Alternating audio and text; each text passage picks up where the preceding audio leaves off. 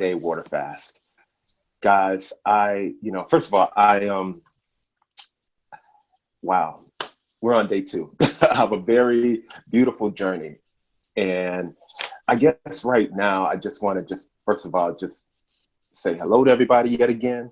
And, just let you know that today with day 2, now is the time to really, if you got a journal, or if you have like a place where you meditate, maybe you want to get into your journal, start journaling, or, your secret place, and really let the experience take hold of you. This time is going to go by fairly quick. I know sometimes it's not going to seem like we're on day 2. You still got 19 more to go, or 20 more to go. Right, but it's going to go by quick. And one of the keys is to chronicle this experience, because when you look back, you're going to want to have journal what you experience and what you go through.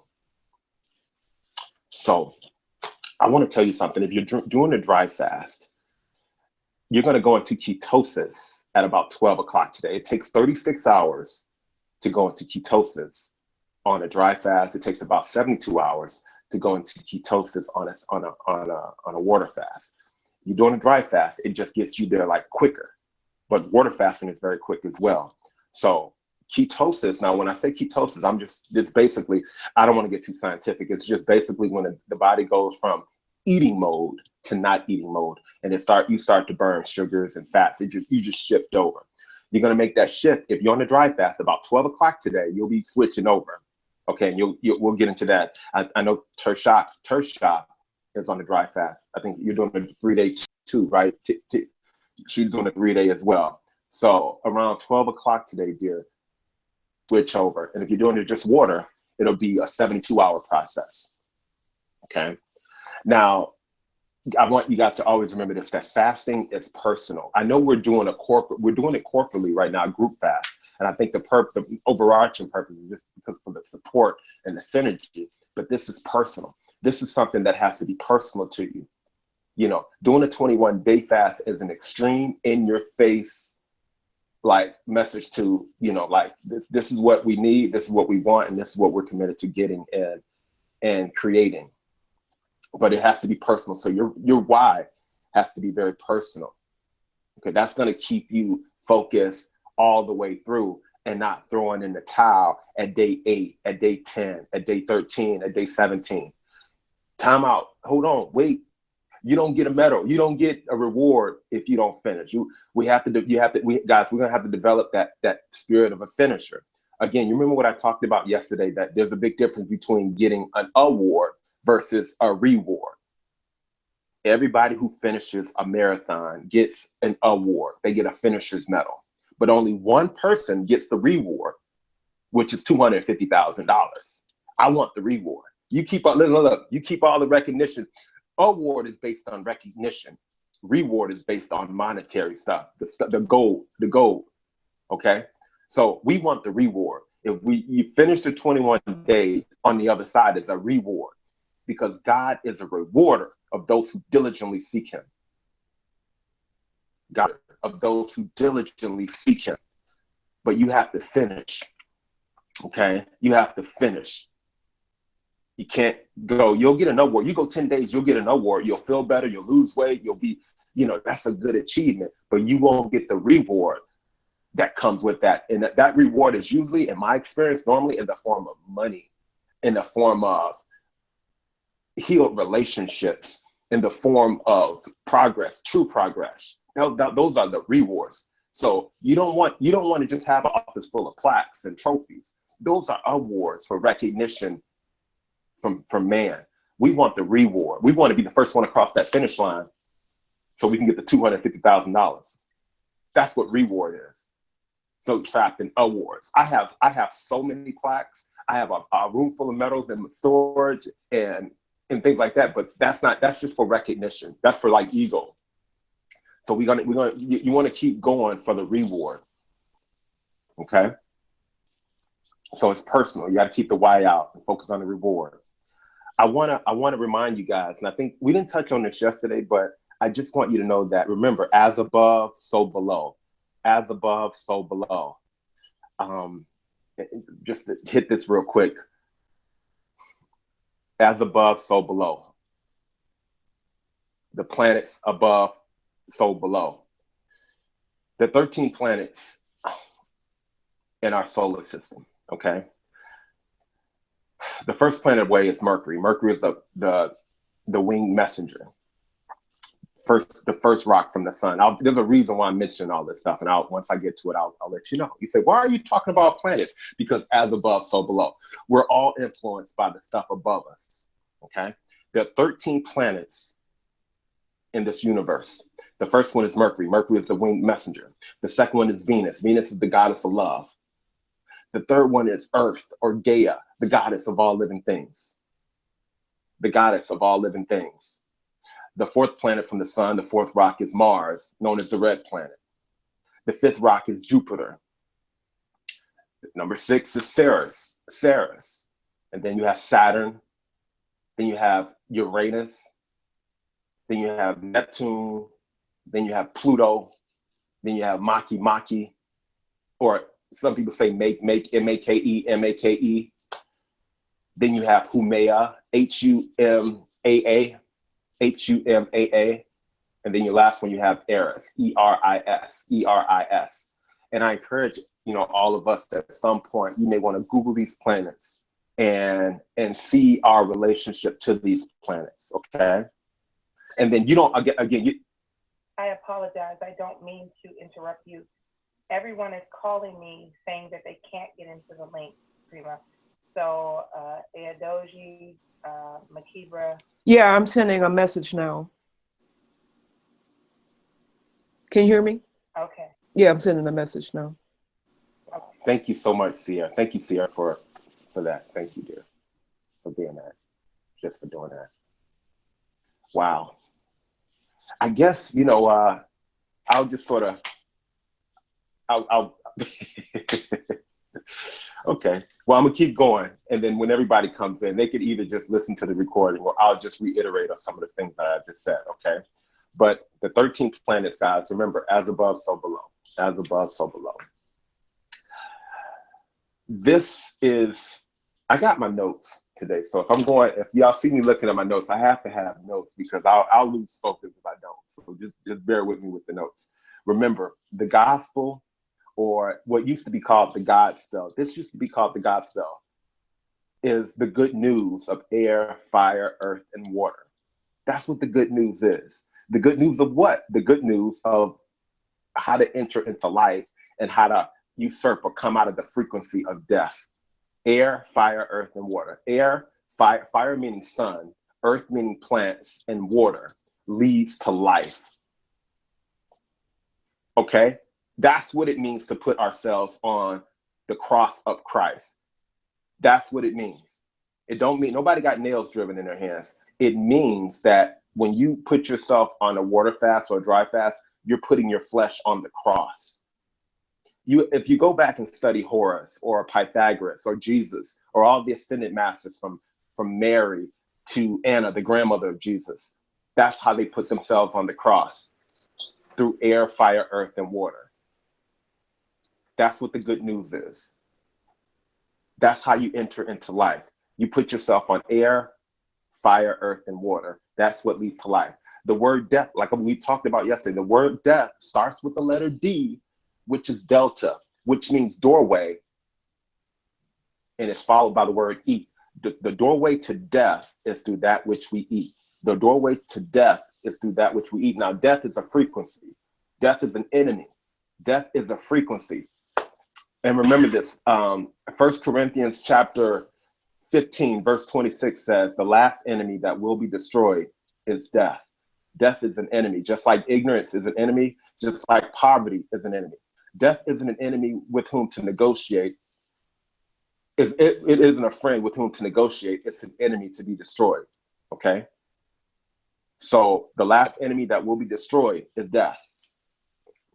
That's the lost knowledge that Jesus came to try to bring back, that the poison makers destroyed. Now, who are the poison makers? The poison makers, their name is the pharmakia. The pharmakia, those are the poison makers. Obviously, the word pharmaceutical comes from the word That's where the word pharmaceutical comes. It means poison maker. Jesus came, and all the ascended masters came to bring back the lost knowledge that was destroyed and that's been hidden. They didn't want people to, the lost knowledge of fasting, living temple work, juicing, the blood of Jesus, and the raw foods. That's how a man or woman is reborn. Earth, fire, or air, and water. That's how we keep our temple strong and young, so that our youth is renewed like the eagles, just like it says in Psalms 103, so that we can start experiencing extreme longevity, just like the patriarchs in the Bible did. And I reference the Bible, but I'm also going to be referencing the Essene Gospel of Peace, the Upanishads, the Dead Sea Scrolls, and a lot of the literary works from Pythagoras, from Horace, Anna, the grandmother of Jesus. If you never read another book, you want to read Anna, the grandmother of Jesus. She was the mother of Mary who ushered this whole thing in, with 40-day water fast and everything. So I highly recommend that. Anna, grandmother of Jesus, Magnus Opus by Don Tolman, the importance of why you have to do the importance and the reason why the 40-day fast is so critical. 21-day fast for breakthrough, but the 40-day fast to overcome death and to prepare yourself and your cells to become immortal. So you don't have to go through this process again. We don't have to keep coming back here. Life is a process of appearing, disappearing, and then reappearing. We appear, we disappear, and then we come back again until you get it right. Many of you know that you've been here before, or you're an old soul. Okay? We appear, we disappear, and then we come back. That's how it is. But we can stop that process if we're willing to go through a process, a baby step process of getting in a community that's open to this information and that's willing to do the work of the labors of upgrading our cellular structures at a cellular, atomical, and molecular level, where we're not uptaking predominantly oxygen. At the surface levels of our bronchioles, we're uptaking mostly hydrogen, which means water maker and not acid maker oxygen. The word oxygen means acid maker, the word hydrogen means water maker, and nitrogen means spark maker. But that's going to come down the road, guys. I'm just mentioning it now, just so that we can sort of have an idea of what's coming down the pike.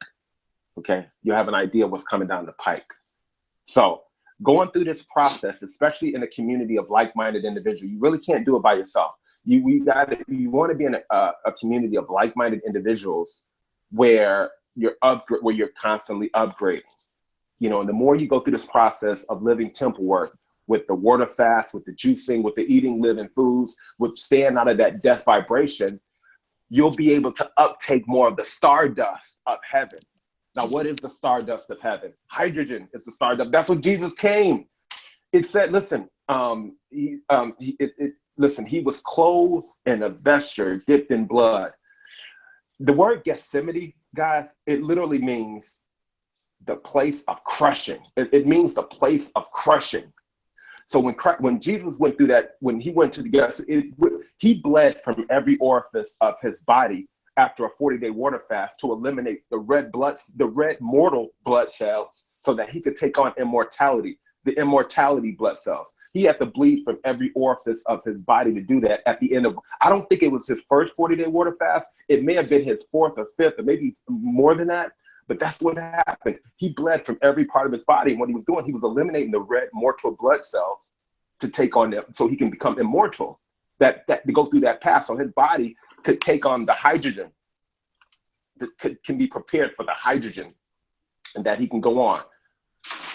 Go take a shower. So that's what happened. So somebody has to mute, and somebody has to mute their mic for me, okay? Because we're getting feedback. Go brush your teeth. Golden, I think that's you, dear. You really want to play with me? Can you mute for us? I don't know if you hear me. Golden? Baby, can you hear? Golden, can you hear us, mute? Golden?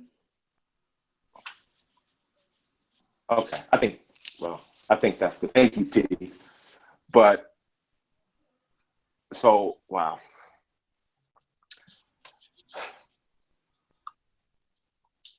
Okay, guys, to do that with regard to, wow, that just threw me, I'm sorry.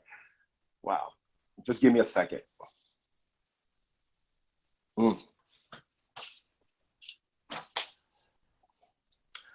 He bled from every orifice of his body so that he could eliminate the red mortal blood cells, so that he can live.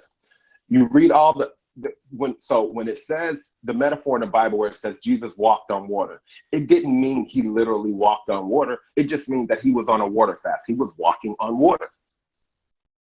You know what I'm saying? That's what that means. The dunking, the baptism. How long did the baptism of Jesus take? I'll tell you how long it took.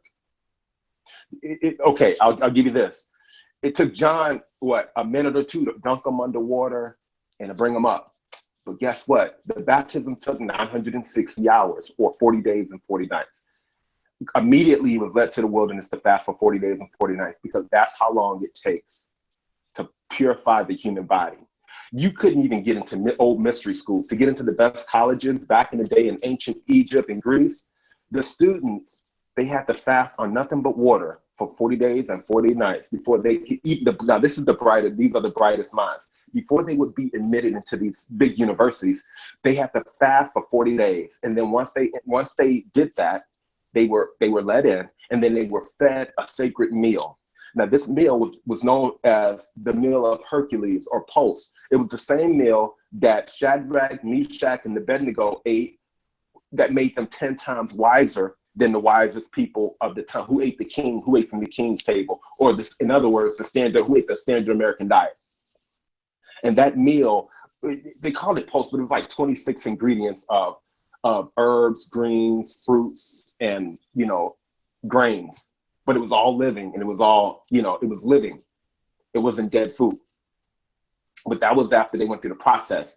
And certain of those students, and Jacob was one of them, who got their coat of many colors, they did the rainbow bridge, or they climbed Jacob's ladder. And I'll probably go into that maybe tomorrow or the day after. But Jacob's ladder is a 49-day process where you just eat the rainbow for 49 days, but 7 days per color. Okay, so you're doing seven days on red, which is you're eating red colored foods for 7 days. You're eating apples, watermelon, cherries, whatever red colored food for 7 days. And you go into orange, you're eating oranges, loquats, whatever, mangoes, and then you go into yellow, green, blue, indigo, violet for 7 days per color for 49 days. That's how we get our coat of many colors. That's what Jacob in the Bible did. And that's what Joseph in the Bible did. And that's why they call that Jacob's ladder. He climbed Jacob's ladder, which is a 49-day process. That's how you get your coat of many colors. Normally it would come after a 40-day water fast, but you can actually do it at any point. You can take 49 days. Now listen, time out. Very few people know about this. This is esoteric. You're not going to read this in no book. You can't go to Barnes and Noble and get this information. This is stuff you're not going to just pick up. This is the good stuff. This is the esoteric stuff. People don't know about the Rainbow Bridge, or what it means to really, when you put yourself on the cross, or what the good news really means. Now, is the good news that we have to suffer and struggle on earth and then die and go to heaven, and that's where we get our reward? No, that's the lie. That's the big lie. That's the big lie. So that's the good news. I just wanted to touch on that, guys. We talked about Solomon's temple. Was Solomon's temple a man-made structure? No, Solomon's temple is the human body. Solomon's temple was simply a metaphor for the human body, for one of the greatest kings to have ever lived. Let's break it down. SOL, what does SOL mean? SOL has two meanings. Actually, number one, SOL means son, but number two, it means basement. The basement of the house. The basement of the house is from your navel to the floor, to the bottom of your feet, the soles of your feet, is called the basement of the human house, or Solomon's temple. That's what the SOL. The OM, that's the sound of the heart. That's the heart chakra. So from your navel to your shoulder blades, that's called the main floor, or the Om center. Om, Salam, that's where the heart. And the upper room from the neck up is on, ON, the brightest light. It means the brightest light. That's the upper room. That's Solomon's temple. Your legs represent the pillars of the temple. One of the legs is Boaz. Boaz means to establish or to make strong. The word Boaz, B-O-A-Z, means to establish or to make strong. In other words, vegetable. The word vegetable means Boaz. The other word is Yakin, J-A-C-H-I-N, J-A-C-H-I-N. That means to enliven or to add splendor, to enliven or to add splendor. In other words, that's what the word fruit means.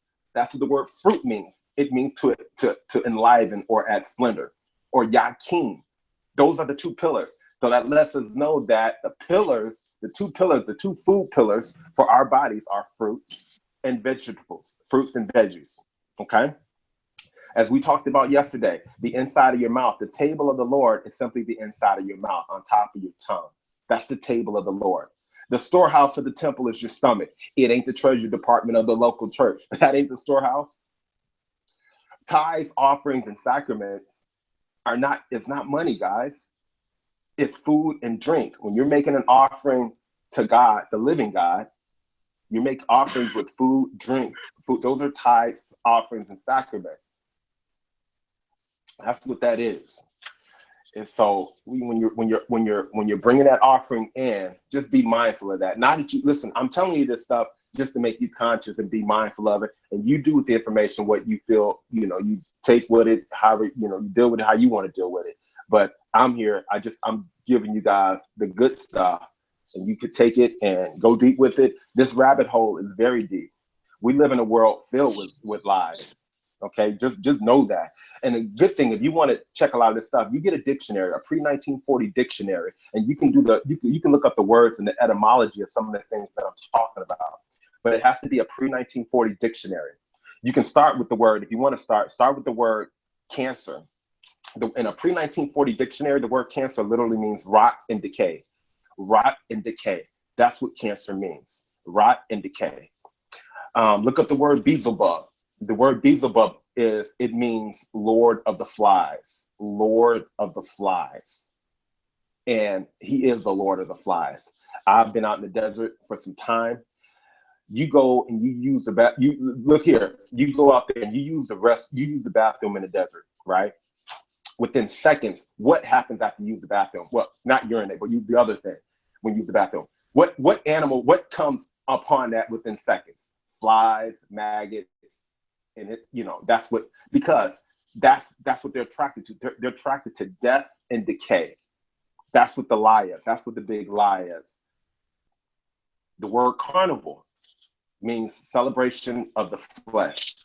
Celebration of the flesh. So if you go to like these, like Jamaica, they always have carnivals.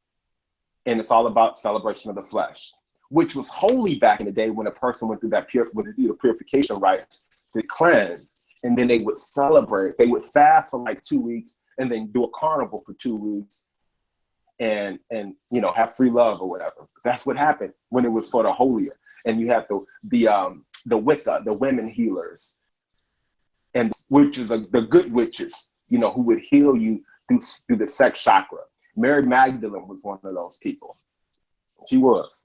And I think she was, in my opinion, I think she was the wife of Jesus. But that's just me. I could be wrong.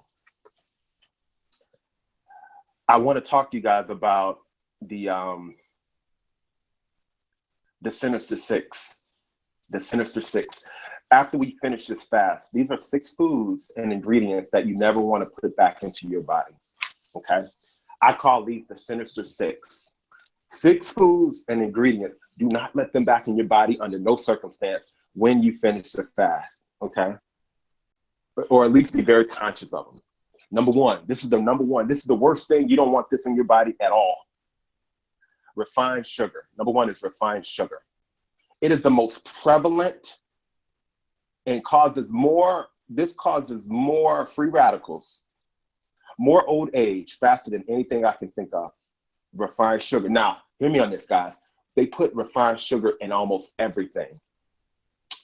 When you go and eat those muffins, obviously, if you get a candy bar, oh God, if you buy Coke, I can't imagine anybody still drinking Coke or Pepsi on this call or whatever. Mountain Dew or soft drinks, candy, all that's sugar. And a lot of foods turn to sugar, okay?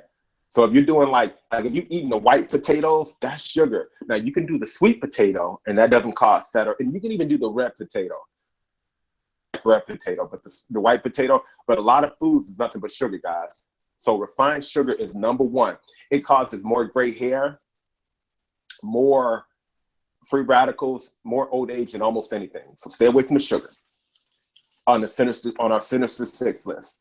Number two is monosodium glutamate. Not monosodium glutamate. That's MSG.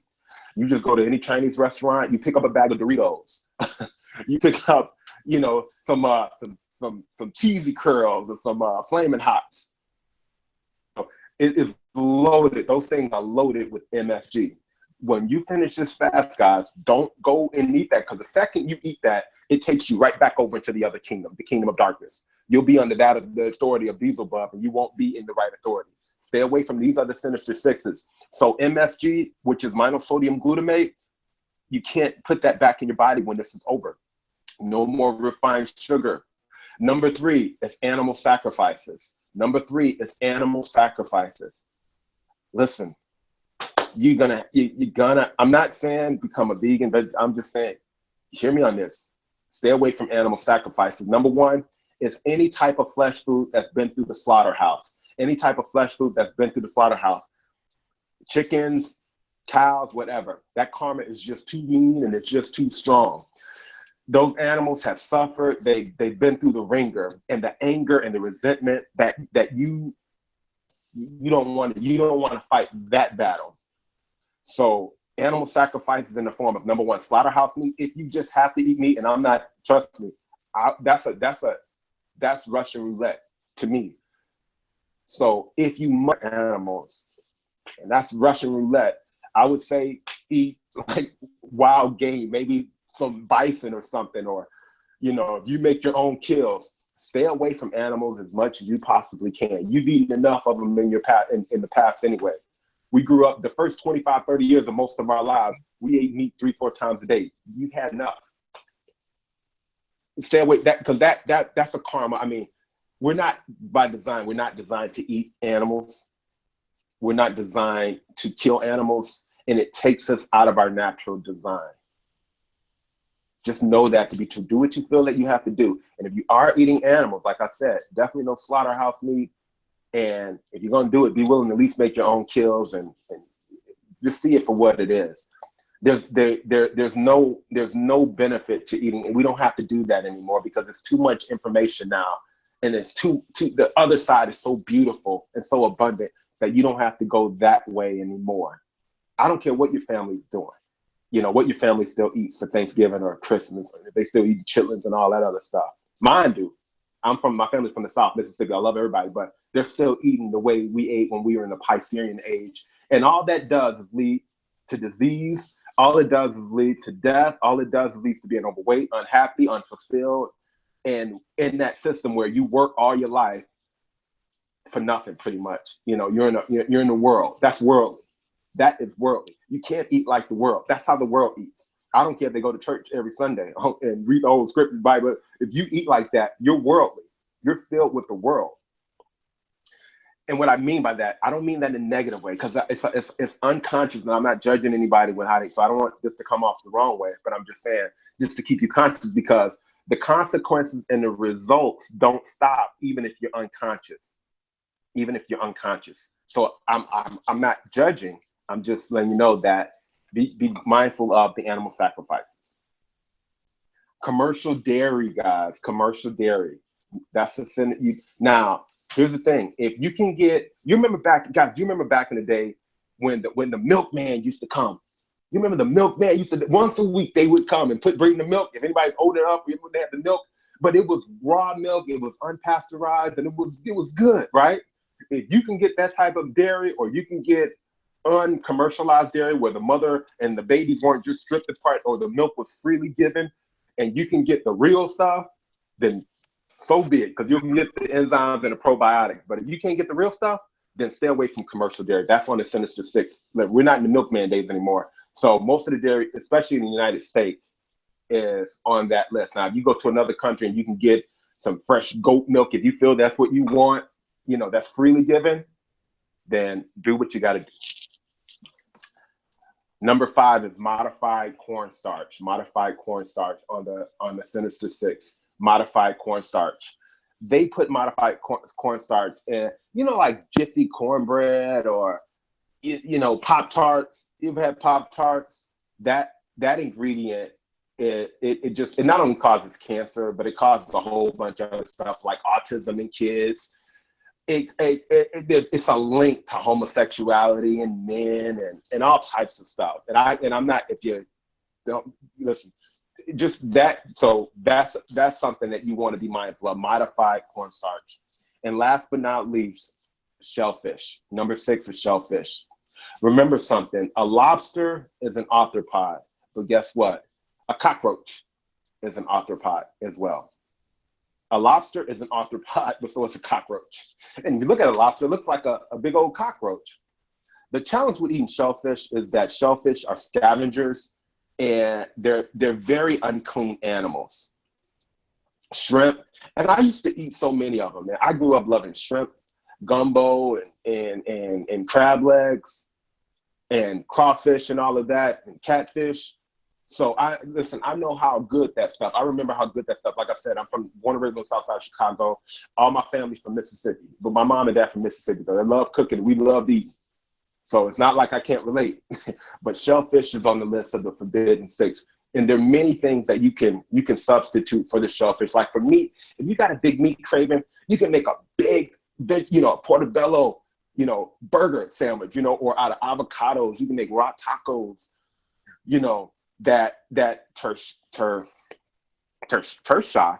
that's not going to be decadent like you would normally get, like you went to raw food, but you can make a lot of, you know, meat substitutes that taste really good, that aren't heavy, utilizing mushrooms or jicama or nuts and seeds and avocados that are, you know, that'll be good for your health. And I'm only telling you guys this because it's all about becoming healthy and becoming whole again. You know, and it's not about restriction or what you can't do. It's about what's really out there, and like just working through the lies, you know, and so that we know what we can eat, and that what we can't eat is abundant. Listen, God knows that we love food and that we love to eat. He just said, listen, eat from the tree of life and don't eat from the tree of death, and you'll be fine. You can eat all day, every day, but just eat with the food that I give you. The Lord said, eat with what I give you, and you can eat all day and never have to suffer when you don't. That's all, because listen, food is, you know, food is used for everything. You can't even go to a funeral without food being everywhere. God knows that, but he also knows that's like our number one weakness. And so that's our number one. So I just wanted, those are the Sinister 6, guys. Those are the Sinister 6. I just wanted to just take a moment to sort of get that out. And I want to do one more thing, just share one more thing before we open it up for everybody. Okay, just one more thing.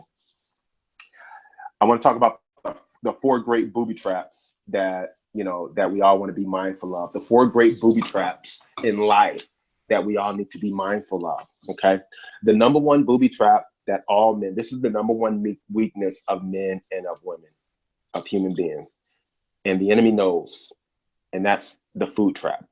The number 1 trap is what we call the food trap. Okay. From all the scriptures, one man fell because of what he ate, and one man overcame because of what he didn't eat. You overcome by not eating.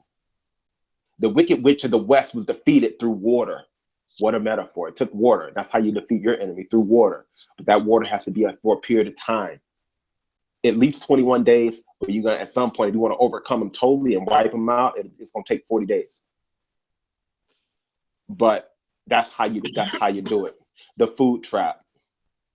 Once you eat what nature or what God did not design you to eat, once you stop eating from Mother Nature's table or from the living God's table, you're eating from the God of the dead's table. And once you eat from his table, you come under his rule. Once you're under his rule, you're under his rule. He's the prince of the air. He's the Lord of this world. All you have to do is look at the world and say, this ain't the kingdom of God. This is evil. It just is. So the food trap.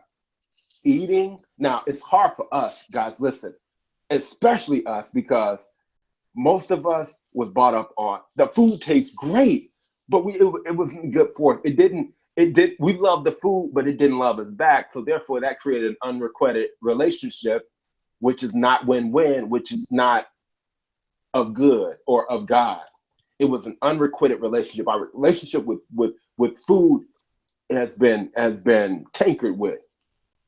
So we fell in love with food that didn't love us back, that wasn't God's food. It wasn't, so they call it soul food, but that ain't food for the soul. Because it don't add to our beauty, our youth, and our happiness. It keeps us sickly, overweight, and all types of stuff. It keeps us in that other kingdom. That ain't soul food. And avocado is soul food. Watermelon is soul food. Greens is soul food. Let me tell you what's not soul food. And I grew up on a bunch of it. Biscuits and alligator syrup, that ain't soul food. Fried turkey ain't soul food. Kool-Aid ain't soul food. Old school Tang ain't so grits, waking up with grits and spam sandwiches. Who has spam sandwiches? I grew up on all that. Syrup sandwiches. That ain't soul food, baby. Going down to grandma's house, eating a turkey and ham and dressing and chitlins. My family still eats like that, and I love them. God bless them. But that's not soul food, guys, because that food don't love us back, and we will get sick from that. It tastes really good. I love going to Mississippi and eating and going back to Chicago, going to Harold's Chicken and Giordano's and all the and Italian Fiesta, because that food tastes so good. It's amazing. I haven't eaten like that in almost 10 years, but it tastes good. So I'm not knocking it, because I used to love it like everybody else, but that ain't soul food. That food is going to kill us. There's another table that we've never seen, that we didn't know about. But as we go through this process, this 21-day process, I'm going to give you guys the other table, show you the other side, and show you how to transition to that table where it's easy and you like it, you don't feel deprived, and you're able to go to the other side and stay there and never even want to go back to where you came from. And I think I'm one of the best examples, because I know what that other side looked like. I went to CDS High School all 4 years in Chicago, born and raised on Southside Chicago. I know what it's like, and I know what's eating a certain way is like, playing basketball at Syracuse University, eating 2 steaks a day for training table, and just being in that frequency, having our relationships be not real, not raw, very shallow. Most of our relationships, at least mine, were always shallow. Going through a process of 21-day fast, it makes you go deep. It's like God is calling for us to go into a deep relationship, and not just praying, but fasting with praying. Prayer is so good and it's so important, but when you mix it with fasting, it takes it to another level. It takes it to a different level, because you're broken through fasting. God's gonna love on you. You meet the Lord through fasting. You become closer to Him through fasting. You're feeding your spirit, and once you feed your spirit, you start to get the fruits of the Spirit. Now, what's the first fruit of the Spirit? Love. What's the second fruit of the Spirit? Joy. What's the third fruit of the Spirit? Peace. What's the fourth? Long suffering or patience. What's that kindness, goodness?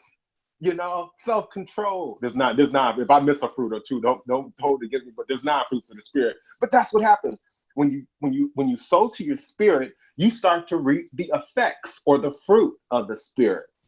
That's what the fruit means. It means the effects of it. That's what fruit means. It means the effect. So when we sow to our spirit, and when you sow to your spirit, when you start fasting, when you start doing things that I guess are uncomfortable. Sowing to your spirit is getting up in the morning and going for that run, working out. Sowing to the Spirit is taking that nonfiction, that book that you've been putting off reading, and reading that book, doing those push-ups, calling your mom or your dad and say, Dad, I love you. Mama, I love you. That's what's sowing, doing things that may not always be comfortable. That's what sowing to the Spirit is. And then when you sow to the Spirit, fasting is definitely sowing. It's probably the highest level of sowing to the Spirit. So when you sow to the Spirit, you start to reap the fruit of the spirit. You get more love, you get more joy, you get more peace, you get more self-control, you get more kindness, it makes you more goodness, and it just makes things real. So that's how you know you've been sowing to the spirit, when the fruit of the spirit is evident in your life. Look, if the fruit of the spirit ain't evident in your life, it's not operating in your life, that means you have been sowing to your flesh. You're not sowing to your spirit. You're not sowing your spirit. And what does it mean by sowing to the flesh? The number one way to sow to your flesh is by choosing instant gratification. And number one way to choose instant gratification is, number one, food. Going about and buying bag of potato chips instead of something, healthier, maybe getting a salad. Don't choose instant gratification, friends, because instant gratification will throw you over a cliff, long-term and short-term. So sowing to the spirit, you'll start to reap the fruits of the spirit. Those 9 fruits of the spirit, they should be like operating in all of our lives. And when they're not, all that means is that we've just been sowing to the flesh. We haven't been sowing to the spirit. That's all it means. And so now you're conscious of it. So that's how you'll always know. Am I getting those 9 benefits or those 9 rewards that come from sowing to my spirit? Stay in the spirit. Stay in the spirit, guys. Stay in the spirit. Because listen, after this, when you start to just stay in the spirit, and you'll be fine. You'll be fine. That's the number one trap. The food trap is the number one trap for man. Okay? And making sure that you're eating a whole food diet. I encourage a plant-based diet, but you'll do the best you can until you're ready to upgrade. Going through the process. The number 2 trap is the sex trap. The four great booby traps of man, this is number 2 on my list. Number 1 is the food trap. The sex trap is number 2. That's a booby trap. For most men, especially strong men, and most people, the sex trap is number 1. Illicit sex creates poverty because you create kids that sometimes you can't afford to take care of, and you have to do things that you may not want to do. The sex trap, it can delay your destiny for years, 10 years, 20 years, or even longer, if you fall into that trap. Going after women that you probably shouldn't go after, maybe hanging with a man too long, you should have let go years ago, engaging in the act of sex with a person who, it may be good. I know, listen, it may be good, it may feel good, but that person is not right. He's not that mate for you, just that's a trap. It's a booby trap, and you can take it how you want. That's a booby trap. The power trap, that's a trap. That's the 3rd trap. It's the booby trap, the power trap. When people get into office, like they become the mayor of a city, or you get a little title at your job, you're the president now, or, Donald Trump has that power. He's the president now. So that is a trap. You give a man power, you will see his character quickly. I give you power. Now, power normally comes in the form of money. So when a person get money, it doesn't change the person. It just shows you who they really were from the beginning. You give a good person money, they'll do good with it. You give a person who isn't, then they won't do good with it. It'll just magnify what they already are. The power trap. The power in the form of money and the power in the form of position. I want to see how you are when you're the principal of the school. I want to see how you are when you become the president, when you become the person in charge, and how you treat people who aren't at your level. That's going to tell me the main thing. And that's that rates me more than anything, when people with power don't consider the people who don't have as much as them. That rates me. Like when I go and I see, I'm always extra nice when I'm at a hotel. I'm always extra nice to the people that clean my room. You know what I'm saying? I'm always extra nice to the guy, the lowest man on the totem pole, because I want them to feel like studs, And so when people don't, that rates me more than anything. When we think we're better than somebody because we're higher or whatever.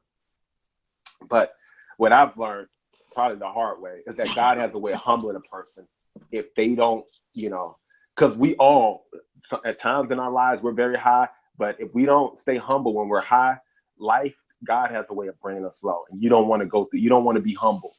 You don't want to be humbled by God. It's a terrible thing to fall in the hands of the it's a scary thing to fall in the hands of the living God. It says something like that, but you don't want to go that way, because it's just a hard way to go. You'll learn the lesson, but it'll be a tough lesson to learn.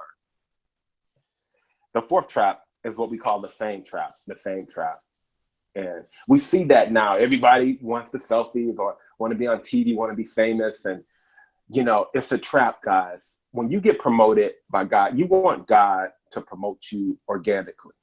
If you get fame and all that stuff, that's great. But if it comes in just the natural progression of things, but it's a trap. Because when you go after those things, they're not fulfilling. If they come the right way, without you seeking it, and you doing the right thing, you'll be fine. And just remember, in life, you beat 50% of the people just by working hard.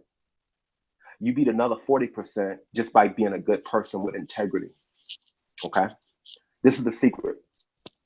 You beat 50% of the people just by working hard, because most people won't work hard, not for an extended period of time. They think they're working hard, but they ain't working hard. Most people just will not work hard. You beat 50% just by working hard.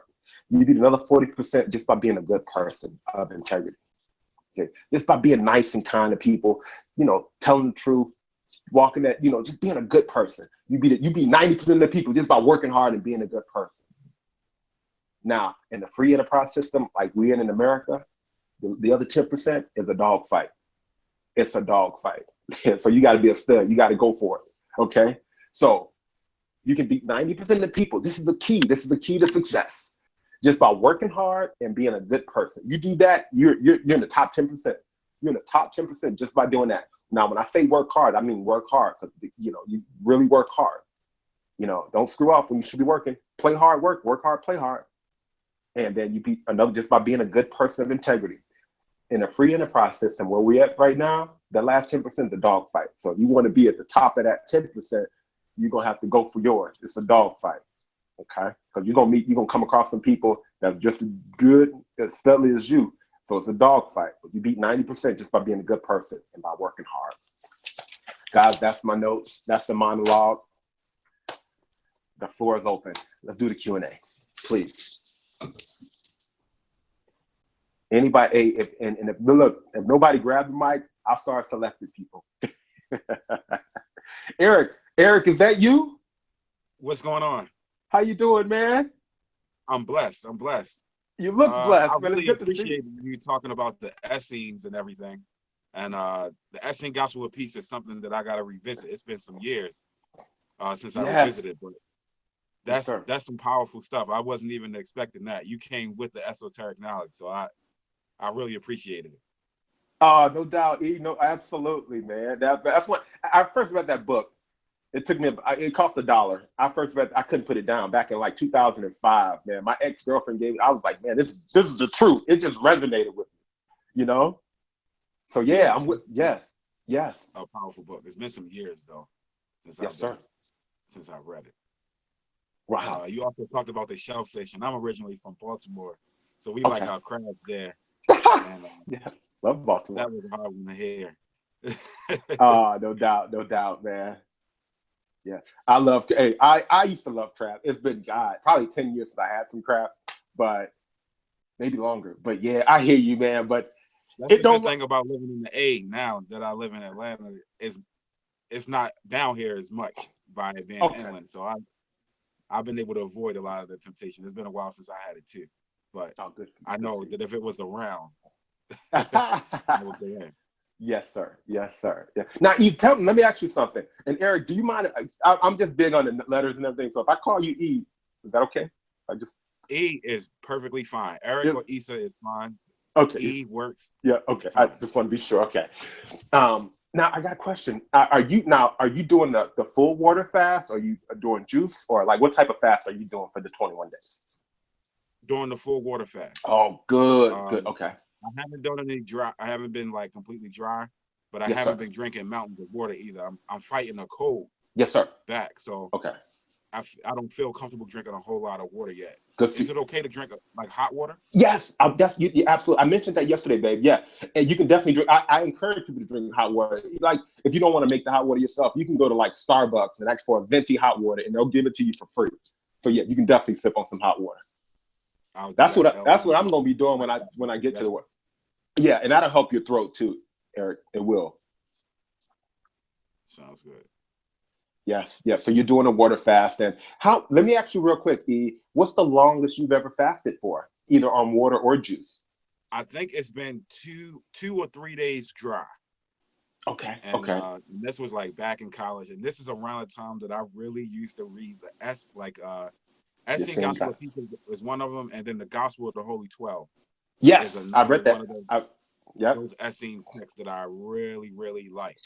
Yes. And now I remember fasting then, and I did it like it was dry. I didn't even drink water. Yes, sir. And it was a good experience. And a lot of times I get more connected to like the dream world and stuff like that. Even last night I had some pretty vivid dreams. So it's really cool. I mean, you sacrifice the food, which is something that I love, but you also kind of gain a lot. So I'm with you with the love of the food too. So I hear you. I hear you.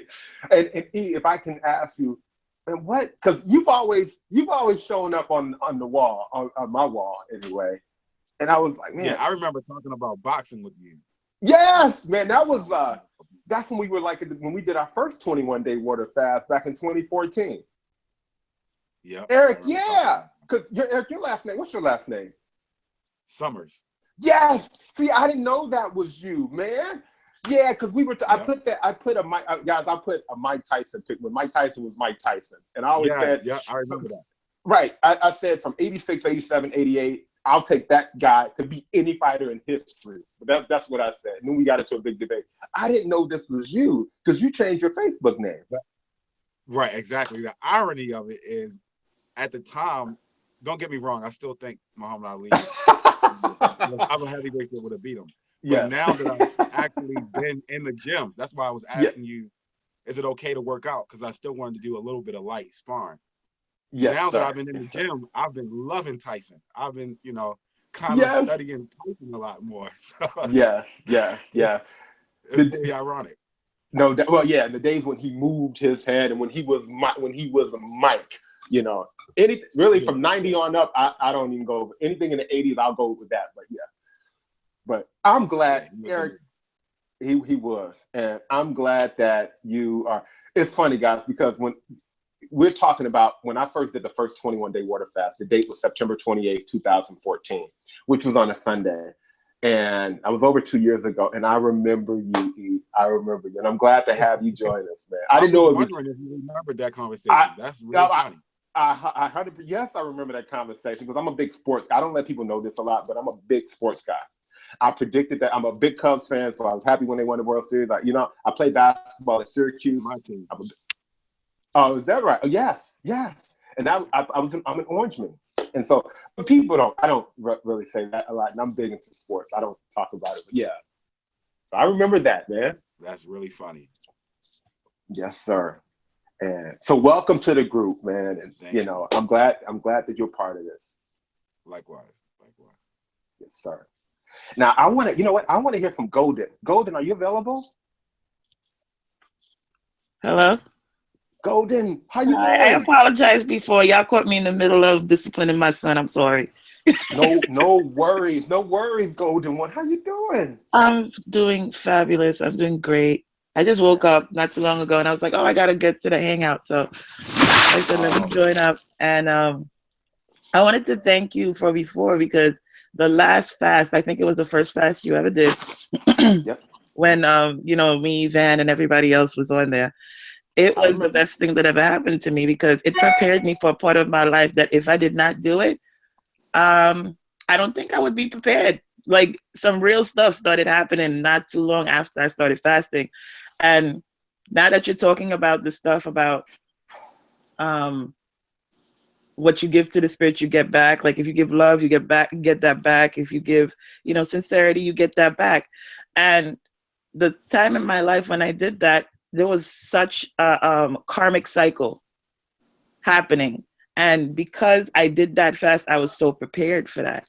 So I wanted to thank you for that. Oh, Golden, you're welcome. I appreciate that. It means a lot. That really means a lot, dear.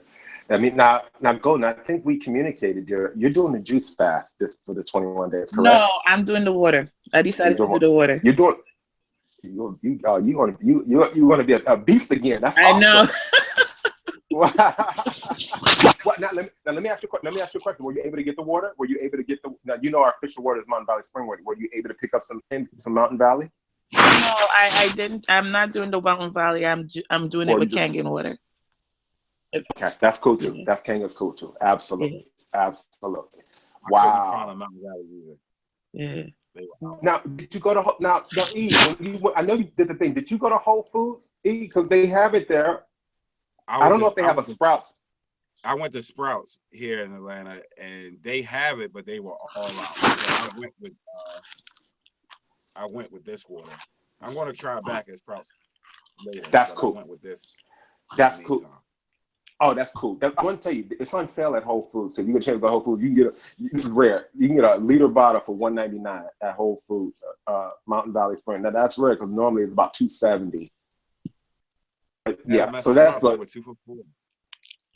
For real. Oh wow. But they were all. They didn't even have any like in the back, huh? Actually, the young lady in the back, she said they didn't have it anymore. They had the the sparkling one though, but they were all out. They had the spark. Okay. Yeah. Okay. I like the sparkling one too, but can't drink it to the fast. But I like the sparkling one. I drink it a lot. Okay. Well, thanks. Thank you so much, E. Man, and Golden, thank you for that. For your testing here. I'm so glad you're joining. You decided to do this again. Well, it's funny because I started laughing again. I said, this man, Kristopher Aaron, has to be walking with God because he's always on time. Because, I'm like, I don't get it. Like this weekend, like God put me in a situation where I'm just like, I have to basically do this. It's like I've been hearing, you got to do this 21-day fast again. You have to do the 21-day fast again. I'm like, yeah, I know. But it's like I didn't expect it to happen at the end of the year into the new year. So it's like everything just kind of lined up perfectly. And when I saw you doing the fast again, I said, here we go again with Kristopher Aaron. He's always on time. So bless you. I'm grateful for this. I'm grateful. It's funny. I'm grateful too, because I always tell people, God puts these things together. A lot of times I don't even plan on doing them. I really don't. Right. Because I almost prefer, and it's like, I know the importance of it. It's like he does it. So Golden, that's real talk. That's real. And thank you. I appreciate that. I'm glad we're back doing it together too. Yes. I want to hear, who I'm looking at, who I want to hear from? She's looking all relaxed right now. I want to hear from Makibra. I hope I'm pronouncing it right. Is it Makibra? It is Makibra. What's up, Makibra? Talk to us. How are you? You got to unmute. You got to unmute for us, Ma. Okay, thank you. Can you hear me now? Okay. Yes, ma'am. We can hear you, Makibra. Well. You're the no excuse woman. Hey, Makibra. I know, right? And I said I really appreciate. I was able to view the webcast from yesterday, so I was very appreciative, of the shout outs, from the ladies Sierra and Shakti and the other ones. I said I really appreciate that because sometimes we just never really know the full effect of what it is that we have, to impart in others. And for me, I just wanted to share that because I'm just setting a tone for things. Sometimes we can think of every excuse in the book as to why we shouldn't do a certain thing. So for me, this was important. And, just to share, just to get people out of that rut of making excuses for everything and anything under the sun. And I've been dealing with so many people with excuses in 2016. I was like, 2017 will not be that year of excuses. So if we deal with them up front and put it out there, it's like, okay, well, now we've alleviated all of that so we can actually do the work that we really need to do in this season. Yes. I love it. Go ahead, babe. You got the floor. But I said, even with me doing this, I gave up my lip balm. I was like, this is country. Do you see this? Oh, wow. Oh, wow. Wow. That is so So funny. with this dry fasting, yesterday was great. The dry fasting was great. Actually, I had talked one of my friends into dry fasting for 3 days because he was facing some little issues or whatever. So I was like, just fast for 3 days, and then he's gonna do the Daniel fast for the other 18 days. Good for him. Ooh, that's good. That's powerful. Makira, that's good that you got, because that 3 days gonna set the favor for him, and then the 18 I told days. him that. Yeah, that's gonna definitely give him favor, and then the 18 days is gonna help. Ooh, he'll be blessed. He'll definitely be blessed. Yeah. All right, so that's my piece for today. Okay. Well, listen, I appreciate that piece, and especially what you shared yesterday, and you being willing to go through this process with us again. You know, my hat is off to you, dear. Yeah, I'm like with Prima, where she said the 3 days, because you really don't have to think about anything. You just go about your business, do whatever it is you need to do. You see, I'm under my covers already because my body temperature have dropped. Wow. Actually, I also lost the 4 pounds during the 3 days, just greening up. So I lost 4 pounds during the 3 days greening up, but my body temperature did. Yeah, that's normal though. That's normal. And like I said, since you're doing the dry, you'll be in ketosis around noon today. Around noon. Yeah. Yeah, it's the truth. And 'cause I'm doing the dry too, and it's easy. And my lips aren't. They're pretty. I'm still pretty hydrated because I use the bath. I'm telling Prima, I use the bathroom and and my urine is still really clear right now. But I was super hydrating up before the fast. I did too, but mine this morning, it was very yellow. So I was like, I guess. Yeah. Wow. Okay. Well, you'll be fine. You'll be fine. It's just, yeah. I've been eating a whole bunch of raw stuff, and I know you have too, but yeah, you'll be good. I got a question. Yes. How, if you don't mind me asking, how old are you? How young are you? Oh, I'm 37. So I always like to get an age demographic on these calls, just so I can know. You think, okay. And your birthday, when's your birthday? November 4th. Wow, okay. Scorpio. 11-4. That's pretty hot. Okay. Well, thank you so much. Thank you for sharing. Yes. Thank you for sharing. And chime in whenever. Thank you. You too, dear. You too. I want to hear from Tershakti. Tershakti, how are you? Tersha. I'm good. While you were talking, for one, I was like, you need to stop talking about food, because my stomach was rumbling quite a bit. I'm gonna do better. Yeah. So, as we move forward, I'm just saying, I might have to leave you a little earlier if you keep that up. But other than that, I know, my fault. Other than that, while we were sitting here, I started feeling my stomach sinking. It's just been weird. But mentally, I'm okay today so far. That was the physical feelings of what I'm getting so far. Wow, that's good. So you're doing good, Tersh. Everything, Tersh. Yeah, okay. So far, so good. And everything as far as the monologue, the notes, and the stuff you're getting. Is it making sense? The things that we talked about earlier. A lot of it is, of course, esoteric. It is. Some of it I've heard bits and pieces of before. Some of it is new. Yeah. So I'll just have to look into a little bit of it. But I can see where it comes, how it fits in, where you're coming from. So I just have to look into it. So yeah. Yeah. Okay. I just want. Yeah. Good. All right. Now you got your water, right, Tersha? Did you get your water? No, actually, I didn't leave my house yesterday. It was better for me just to stay inside. I have to go to work tomorrow, so I'll either go today or tomorrow to get water. But since I was dry fasting, it didn't make, as big. It didn't make it right. Yeah. I'm the same. Yeah. I didn't go anywhere yesterday either. I've been in bed all day. So yeah. Right. I hear you. Right. Yeah. Wow. Well, thank you. Now, would you like to add anything else? No, not yet. I'm good. No. Okay. Okay. I just wanted to love on you. I see. Appreciate it. You know, Appreciate it. I receive it no all. doubt. Thank you very much. Oh, well, you know what? I do want to add one thing. Sure. For Kebra.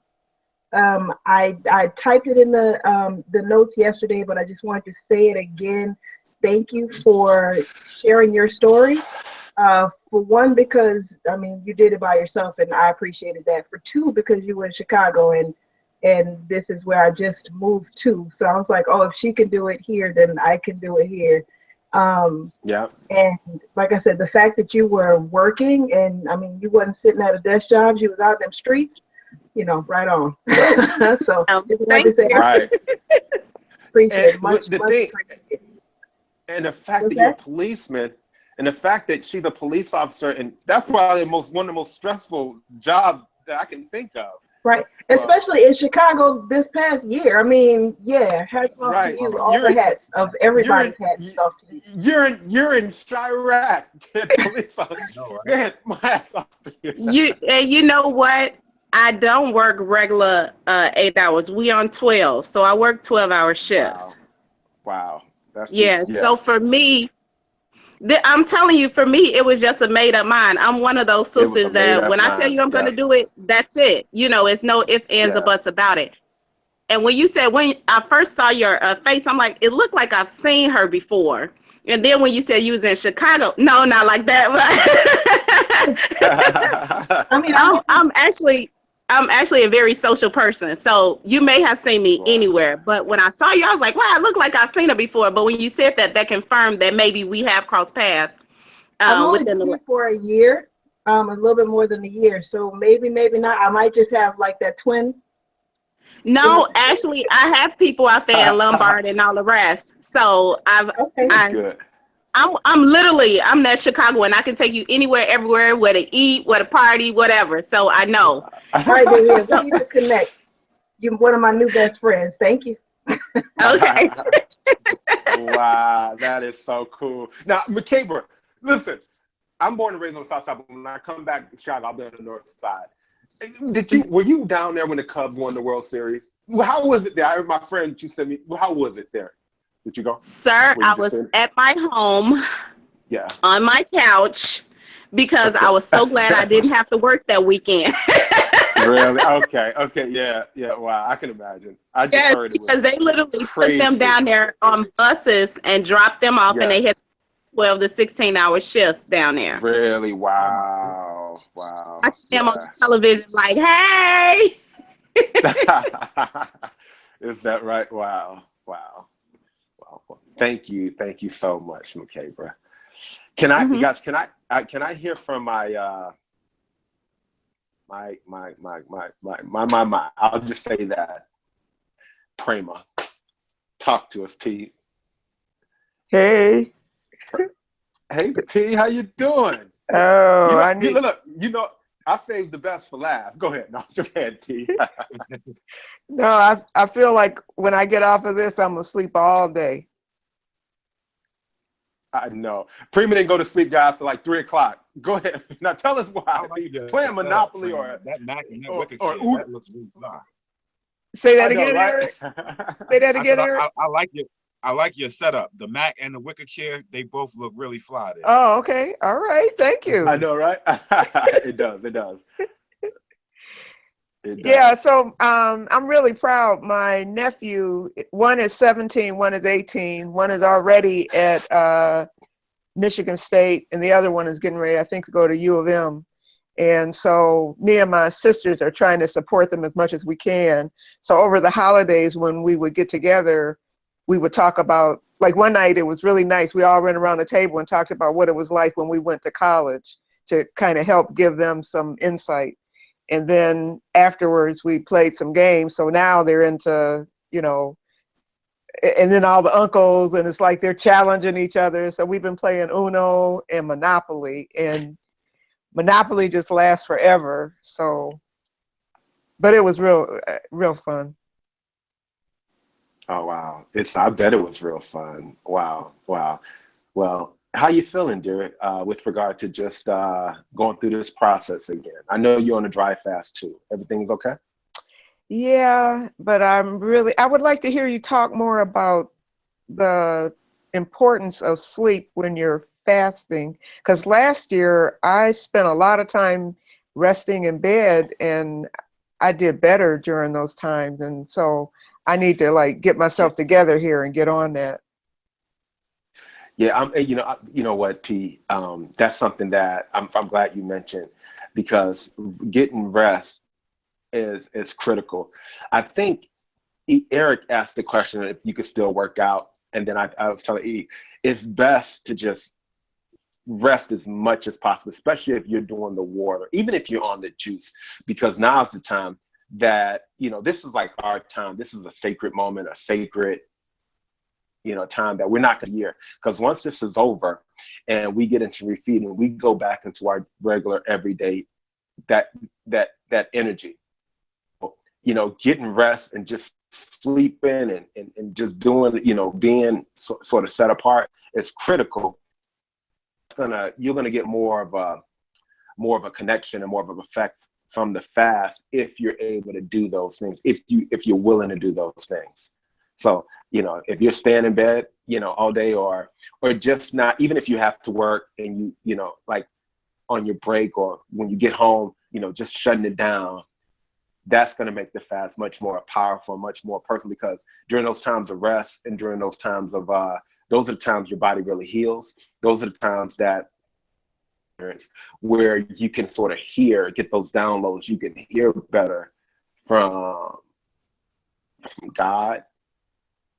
So, yeah, I just problem sleeping by not eating. Do you have like so much energy that you don't sleep, or? Good, Eric. That's a great question, man. Yes, I'm one of those people. Insomnia. It's like food settles us. It settles us. Like I sleep when I eat. I sleep better. Exactly, So when we're not eating, right? It's like I get up. I'm up at 1, 2 o'clock in the morning because I can't go back to sleep because I'm so in it. I feel just the energy, and so I'm just laying. So that's a big thing. Insomnia, you don't have that food weighing you down. And so, you just have to sort of just chill with it, and if you're just resting all day, you're not burning that energy off, like working. Like when you work, you're ready to go to sleep at night. If you work out, you're ready to go to sleep at night. But when you're not doing any of that stuff, your energy is going to be much higher. You're probably going to experience some insomnia. Okay. I do all that. Yeah, that's a good question, bro. Yeah. So now, Pete, did I answer that? Tertia's asking you to repeat Eric's question. Eric asked if working out, as far as sleep goes, because you don't have the food in you, do you experience insomnia? Is it hard to go to sleep during the time you're supposed to sleep? Is it hard to relax and sleep, because of no food? And I told him that it is. That's a big, I struggled with that a lot, going to sleep, even though I slept good yesterday, but I was still coming off the food from Friday and Saturday. So it was easy, but normally, like during the process, I don't get much sleep. I try to rest, but not as much as I would like to. So the less food that you eat, the more energy you're gonna have, and it's gonna be really tough to get rest. A good way to mitigate that, though, guys, is to at some point during the day is to go for a walk. Ideally, that walk should be at least 1 hour. If you can, if you're not weak, now obviously when we get to like day 14, you have the energy to do that. I normally still do, because I still do a lot of push-ups when I'm on a water fast. I can still do almost a couple hundred push-ups a day on a water fast, on day 18 of a water fast, because I like, but so you can still do push-ups and things like that. Walking for at least 30 minutes to an hour a day, especially now when we're early in the fast, like the first week, you can do it. Yeah. So that way, when, because you're not eating, you're going to want to burn up some so you can at least rest during the day. So yeah, that's it. I have another issue. Like I don't like gossip, and I'm always critical of people, even if I don't say it. like if there's gossiping and I try to withdraw. But yesterday I caught myself gossiping, and it was so profound. It stood out so strongly that that was just like, I don't know what to say about it. Like, if that's what the fasting was bringing out of me. P, that's a good question, because guess what, babe? That probably was, because a lot of things that we don't like or that's in us and we don't even know that's in us is going to come out during this process.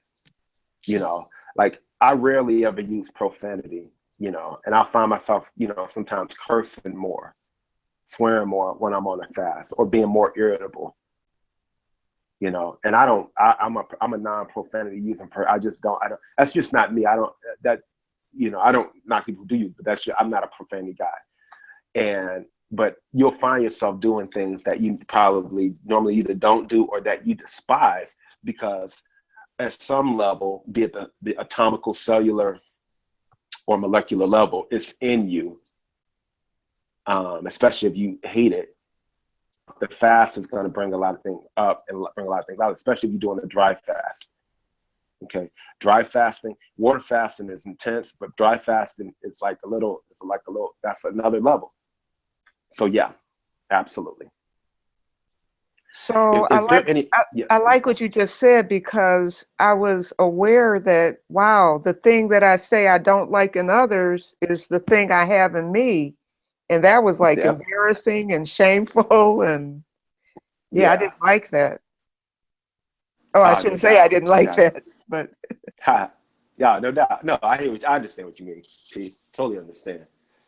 And again, this process, all it's going to do is it's going to bring things up to be detoxified. So once the fast and we break it, all that stuff, a lot of that stuff will be percolated out and detoxified. It comes up to be detoxified out. P, how are we looking on time? Can you tell me the time, please? It's 11:39 Eastern. It's 11:39 Eastern. So, we're a little bit over time, but that's cool. Okay, guys, I actually wanted to end early. End on time today. So if nobody has any more questions, we're just gonna end it right there, you know, and we'll just pick up tomorrow. I just want to encourage everybody to stay focused, get some rest as much as you can, drink your water or eat your air, or whatever, you know, and just stay in gratitude. The key is staying in gratitude. Because staying in gratitude is going to keep you out of fear. It's going to keep you out of your brain's going to China. Gratitude is the key. This is day 2. Be thankful, and thank you for being here. And let's do this. And there's no more questions. We can surmise. One more question.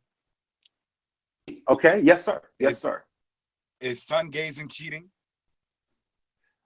Good question. No, not at all. Sun gaze all you can, bro. Sun gaze all you can. I used to do it a lot years ago. So no, I highly recommend it. Highly recommend it. Cool. All right.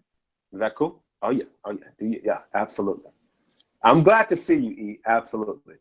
And guys, again, this call will happen 10 o'clock Eastern every day for the 21 days. And we're even going to go 7 extra days for the 7 days after for the juicing and raw food. So we can see how people results, and we can prepare everybody for that, Sarah. So it's really, these calls will go on for 28 days total. 28 days total. Thank everyone. I just want to, encourage everybody to stay focused. If, this is only day 2, so everything will be fine. That's good. I love it. What was that? Was that golden or, no, that was Pete. You always do that. Okay, babe. So that's it, guys. That was golden today. That was golden? Okay. Okay. Yeah, that was me. love. I'm sorry. No, I loved it. I love it. It was great. Great timing. So, hey, guys, have a great day. This is over. The call is done. Unless